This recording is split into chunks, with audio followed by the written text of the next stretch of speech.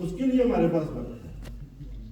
लेकिन अगर वक्त हमारे पास नहीं है तो वो इस पाक किताब के लिए शर्त नहीं है। हर एक ने अपना जायजा लेना है।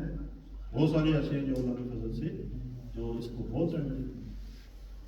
तो जहाँ नहीं है, जहाँ कमजोरी है, वहाँ फिर इस किताब आजकल तो बड़ा आसान है, चलते फिरते आप कुरान की तिलावत सुन सकते हैं, लगा सकते हैं, टैक्सी चलाते हुए कर सकते हैं, काम पे जाते हुए कर सकते हैं, और घर बैठे सुन सकते हैं।